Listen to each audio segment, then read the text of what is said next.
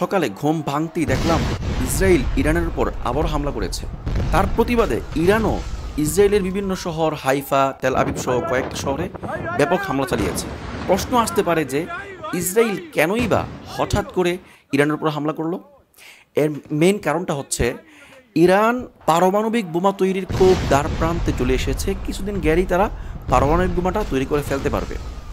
Israel ভালো করেই জানে, যদি ইরান পারমাণবিক ক্ষমতাধর রাষ্ট্রে পরিণত হয়, আর কোনো কারণে ইরান কোনো রাষ্ট্রের উপর পারমাণবিক বোমা নিক্ষেপ করে, সেটা হবে ইসরায়েল।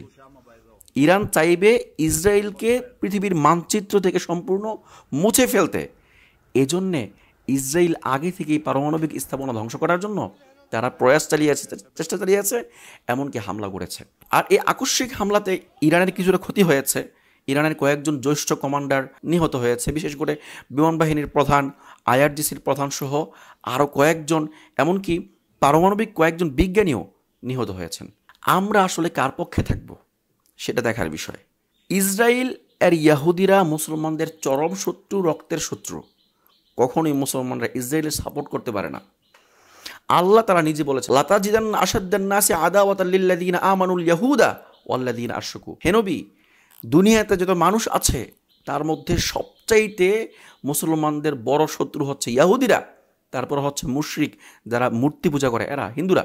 তো সবচাইতে বড় শত্রু হচ্ছে আমাদের ইয়াহুদিরা, কারণ তারা বাইতুল মুকাদ্দাস তারা দখল করে রেখেছে। এমনকি ফিলিস্তিনের মজলুম মুসলমানদের ওপর তারা নির্বিচারে আক্রমণ করছে। আমরা কখনোই এই ইয়াহুদির পক্ষ নিতে পারি না। সবসময় এই ইয়াহুদিদের বিরুদ্ধে যারাই যাবে, ইসরায়েলের বিরুদ্ধে যারাই যাবে, আমরা তাদের পক্ষে আছি। ইরান গেলে ইরানের পক্ষে আছি, হুতিদের পক্ষে আছি, সবার পক্ষে আছি ইনশাল্লাহ। ইসরায়েলের বিপক্ষে যারাই যাবে